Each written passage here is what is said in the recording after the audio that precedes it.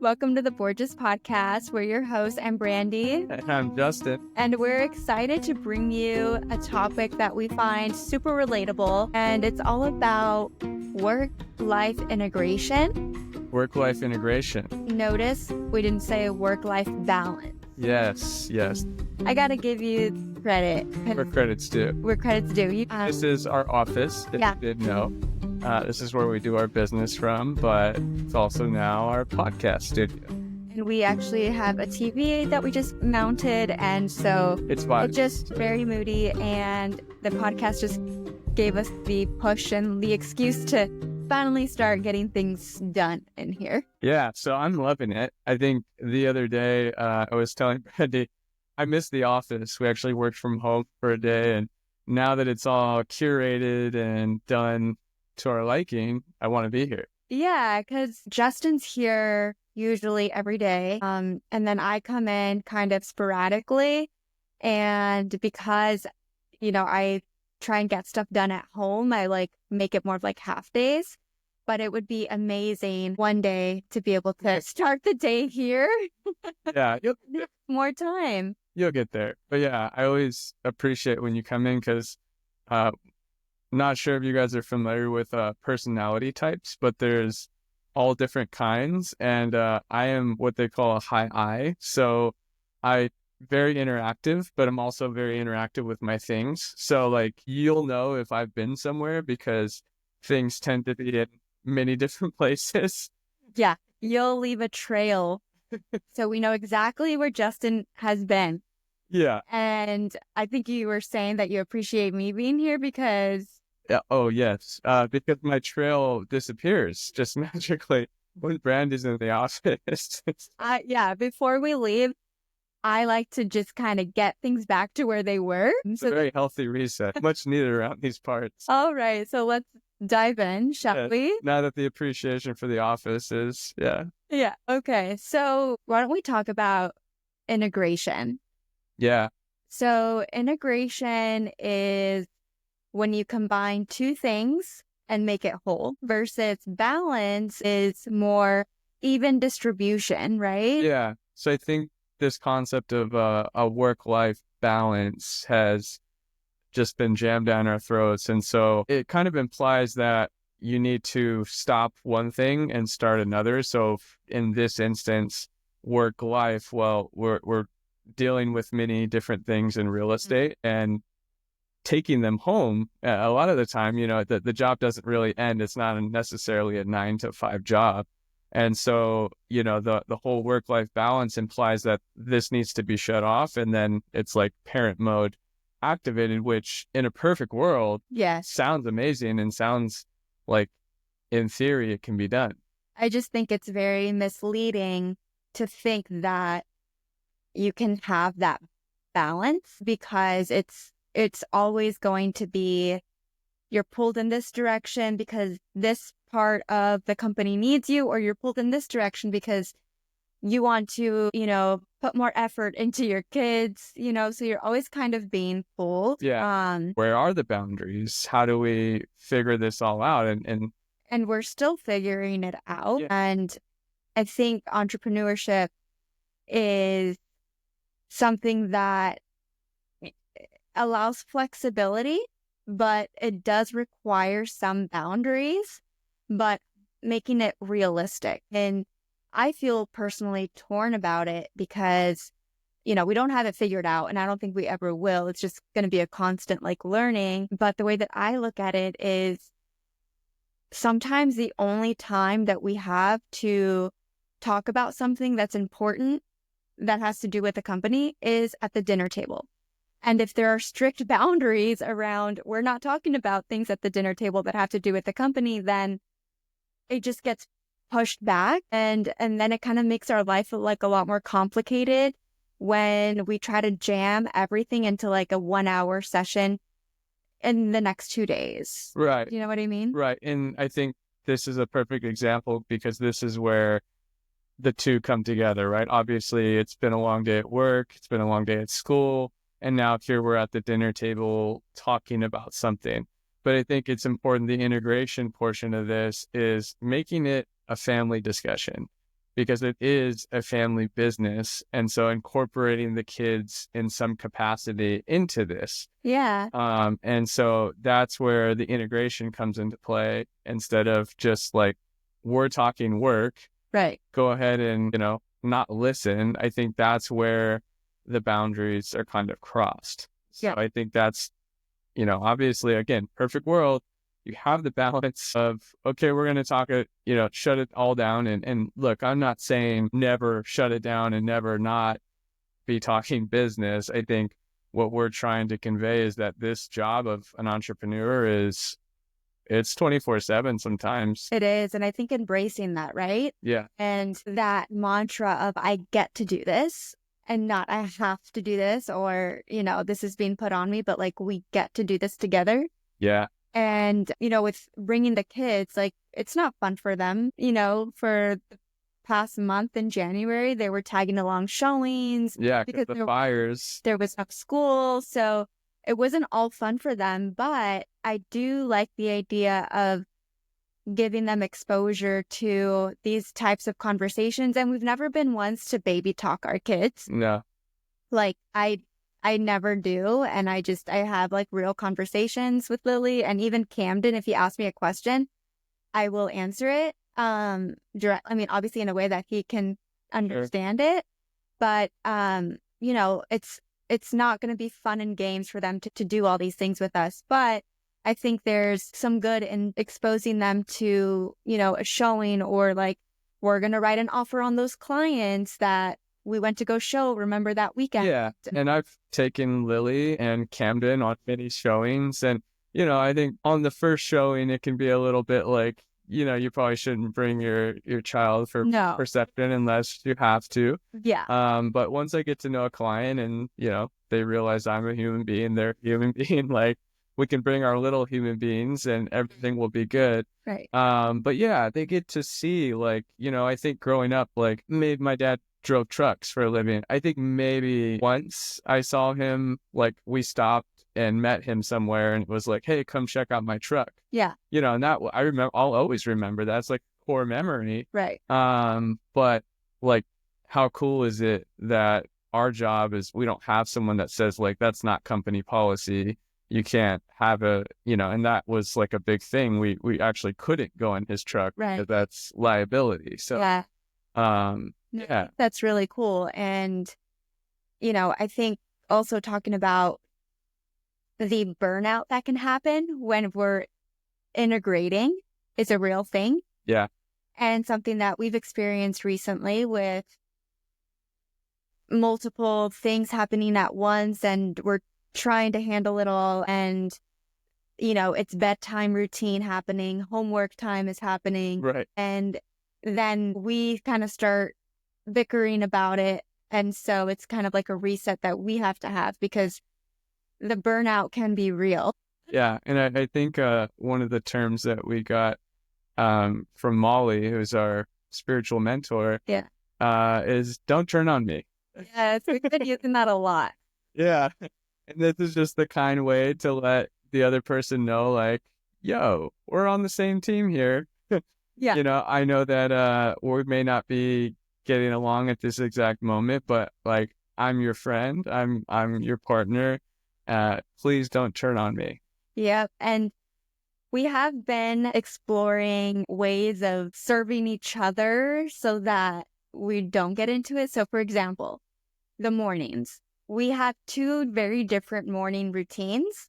And so I'm more of like kind of coming off of a meditation, like very like chill, dreamy state. And so when you're done with your workout, I'm more physical. I'm working out, starting at 4:45, and I have a hard cutoff at 6:40 to get back in the house and start preparing things for the day. Yeah, so we both meet each other downstairs at around like 6:40 to start like prepping lunches and just getting things going.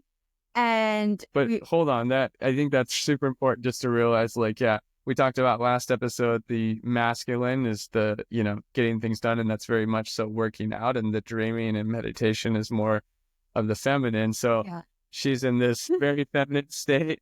I'm in this very masculine state, and like I'll come in and just be like, oh my gosh, I had this amazing idea, we should implement it. And it's just kind of like, whoa, hold on there. Like, let's take a second to breathe. Yes. And I have maybe other priorities on mine. Right. And so we realized that like we're coming off of two very different kinds of mornings. That was a big aha moment recently. So glad we're sharing this. Yeah. We didn't realize like, why do we keep getting to it? And it's always the little things. Like it could be, I don't know if we have any examples we could share, but. Oh, it's just like both of us just not being cool with each other. And I think it's because of that. Right. And it's usually like, you know, I'll say something or you say something and the other person perceives it in a different way. And then it's like, what are you talking about? Yeah.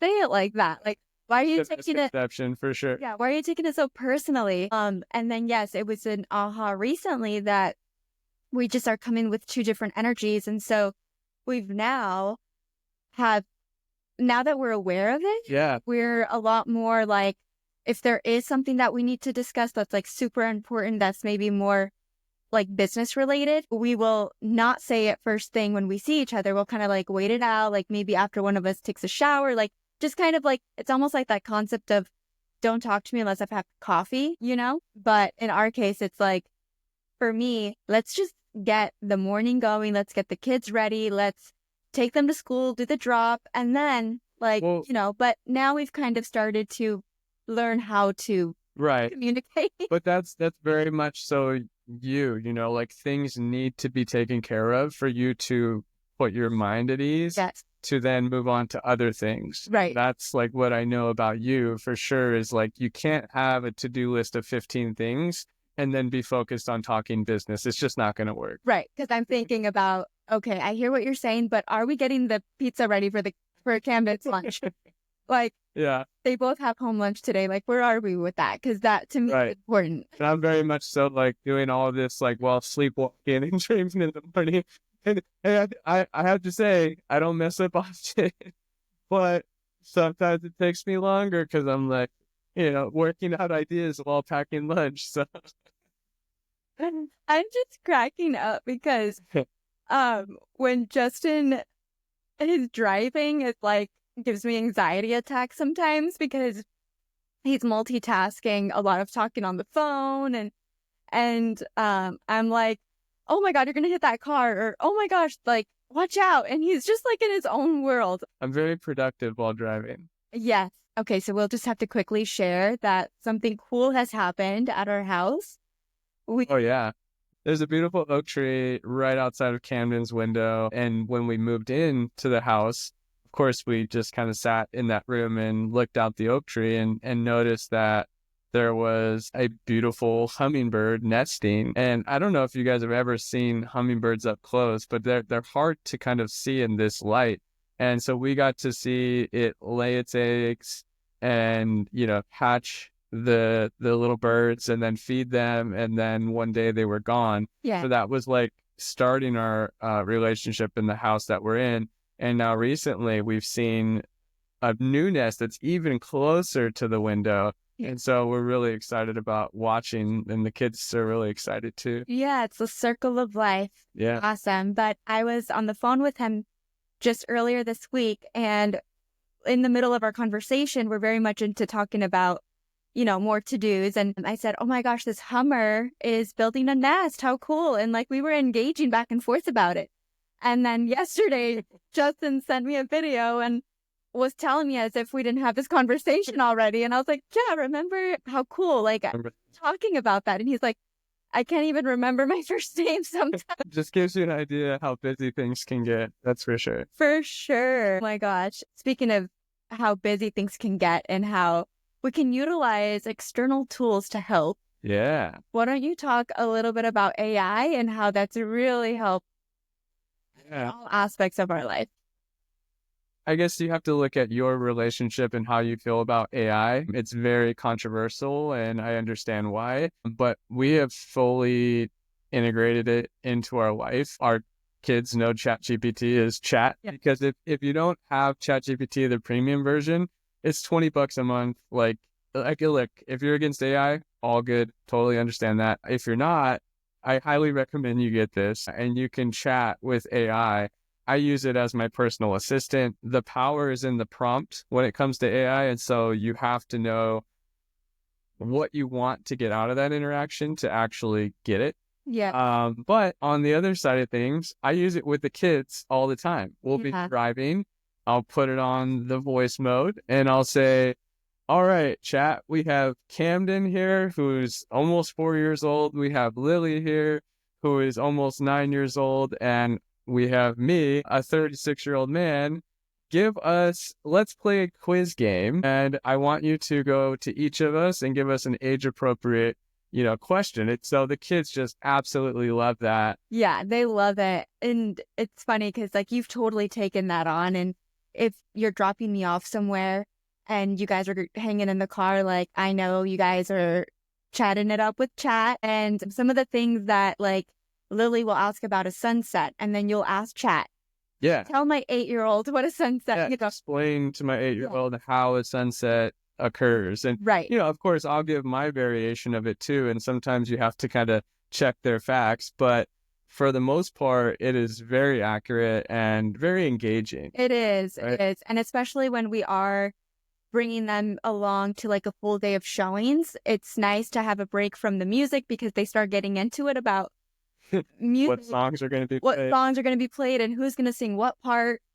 And then also they just start getting into it for being in the car for that long. So yeah, we've utilized chat to do trivia. Like, sure. Well, we try to like say, hey, come up with some games. It's really good. I think the other thing that we use it for is creative storytelling. And so, I like to tell it to, use Camden and use Lily and our family and our pets. They go on an adventure and just prompt it to tell a very exciting children's tale. Yeah. It's great for bedtime and it's also great for long car rides. And the cool thing is you can ask them, what do you want to happen next in the story? And they get to use their imagination and say, well, I want them to, run into a gorilla pirate who does this, and that. And so, it's fun. I didn't know. I knew that you guys did story time, but I didn't know that they all participated in creating the story too. Yeah. Really cool. It's very cool. So whether you're for it, whether you're against it, again, there's zero judgment in it, but like it helps me in my business so much. I mean, we were writing standard operating procedures this morning. Like it's just so easy. Actually, I would love to do like a deep dive into AI itself and how it served us like in the company. I know I use it too, so we'll definitely get into that on the next episode. This podcast might have been brainstorm using it. Possibly. Maybe. So, why don't we talk a little bit about how when both the company and our kids are demanding they're both demanding attention, because like we talk about how, like one area may be really demanding, but like, how do we do it when both are? Yeah. Right? I think that's where the support comes into play. Like I'm so much more client facing than you. Typically, I joke often that I'm a therapist because, I'm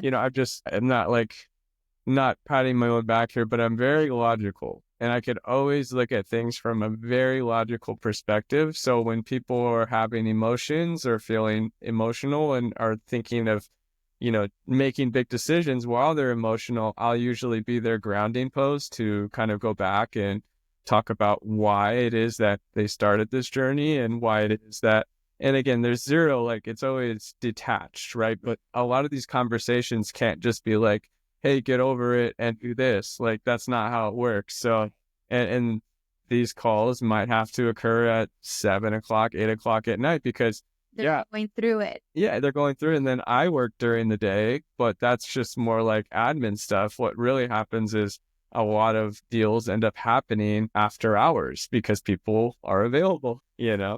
Why don't we also talk about like the importance of having an outlet for because you're taking on a lot of people's energies. And like you said, you're more client facing. Yeah. I pretty much deal with you and behind the scene. the scenes and like our leadership team so I kind of have a gauge on people's temperaments. Like there's more predictability. Right. Where so you are really like with clients experiencing real emotions in real time. Yeah. And I just feel it's really important to have an outlet to kind of like, even though I don't think you take it on. Yeah. I think you're very logical, like you said. I used to. I think early in my career, like I would completely absorb whatever people were feeling, and it's super normal in this field. So if you are a realtor and it happens to you, just know that the longer you do it, the more you can kind of justify and say like, that emotion that they're having isn't stemming from me. It's just they're being a human being, and that's allowed. Right. And it's okay. It's going to be okay. And that's why I say like the best realtors are just completely detached from whether or not the person is going to buy or sell, because at the end of the day, like you can only control what you can control. And as long as you are good at guiding people, like they will make the decision that makes the most sense for them. Right. But going back to the outlet, like, yeah. And the integration. Yeah. For me, what comes to mind is curating a calendar that works and like not stacking up the day. I think as entrepreneurs, we can like really be intentional about how we schedule our time. And if we see like an empty slot here, then we just book it and schedule it. It has to be on my calendar. All right, I got a spot here. Right. And not really thinking things out. So something we've been really working on is like, how can we make it so that it serves us? Right. And having, the day where not every hour is completely booked with meetings, or maybe it is completely booked, but that maybe 2 or 3 meetings are for you actually exerting energy.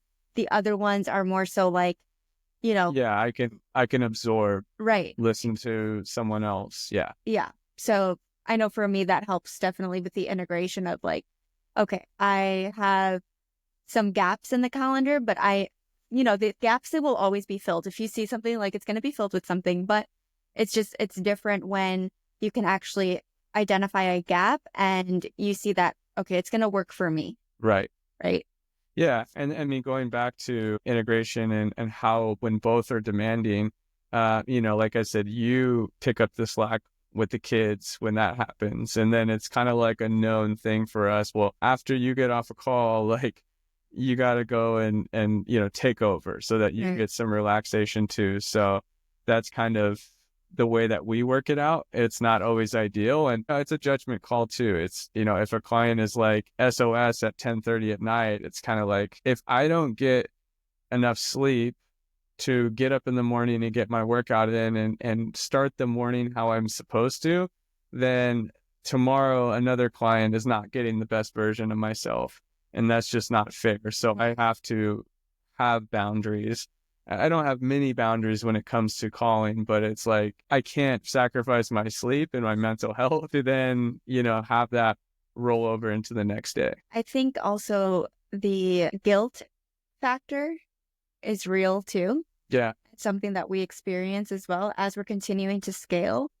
I think everybody feels guilty, when they're building a business and, you feel like you're not putting in as much effort as you would like for that week, and then it just feels like. Yeah. Either one way or another, like the kids or the business. Right. Right. So I think the work-life integration, at least for me, it helps. Yeah. And one thing that I think we've been doing a lot of, and it's been fun, is, we've been setting up the office. And so like for the past 3 weekends, the kids will come to the office. Yeah. They'll hang out here while we're doing things. Like we got a TV now that has Wi-Fi. And so, yeah, just continuing to embrace that work-life integration. Yeah. And actually the other day, we got a call from Lily's school that something was going on with her eye and they thought it might be pink eye.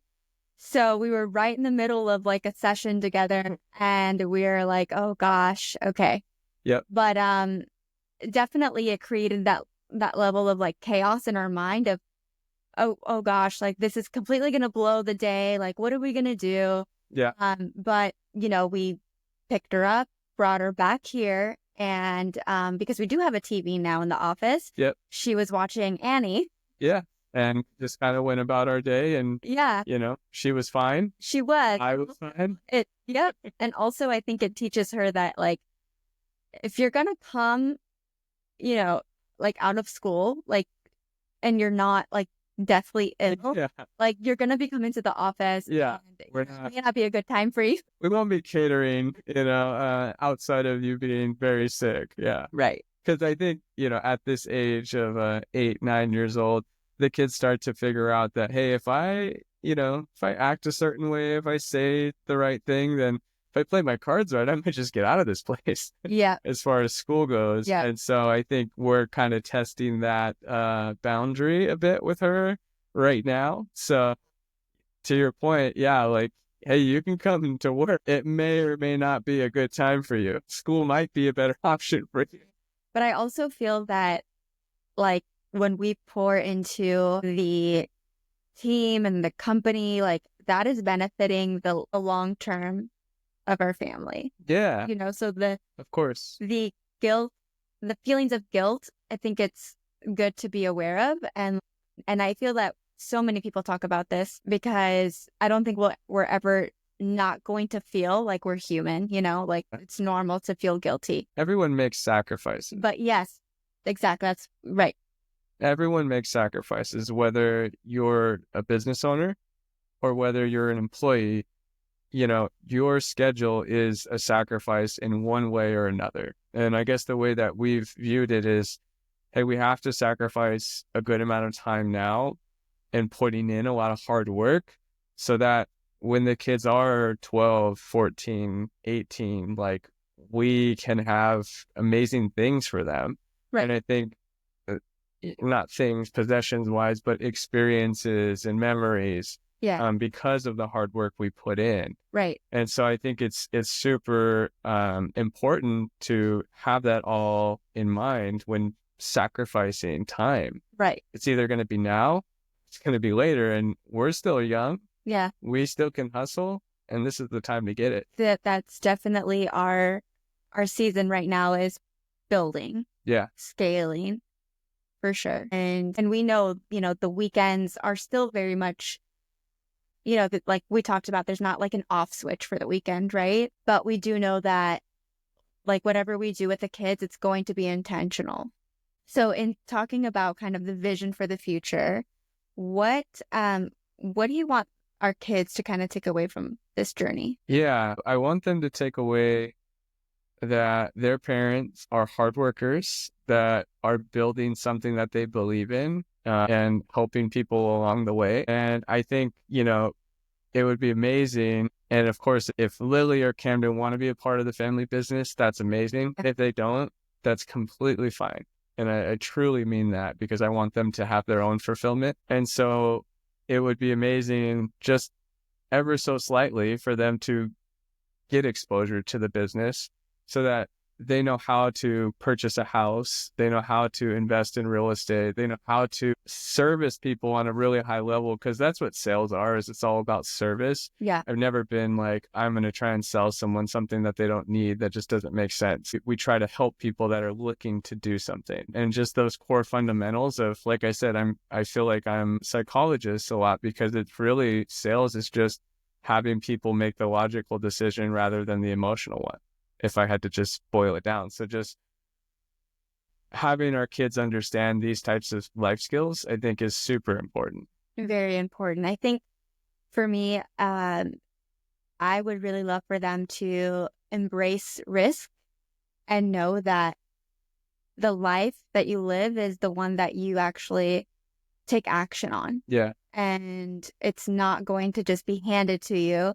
And if you have something like burning in your heart that you can go after it, and it may not work out, but that you have that ability, and nothing comes easy, but there is something beautiful about taking risks and perhaps falling and getting back up again, taking another risk, sacrifices. That's really all it is just the willingness not to give up. Right. Because there's going to be failures. It's inevitable. It is. So that does it for our episode today. Episode 3. Thanks for joining us, guys. Follow us on Instagram at the Borges Podcast. and at Justin LA Realtor, Justin Borges LA Realtor. Yep, and at brandy.borges. Don't forget to subscribe on YouTube. Yeah. And follow along. We'll see you next time.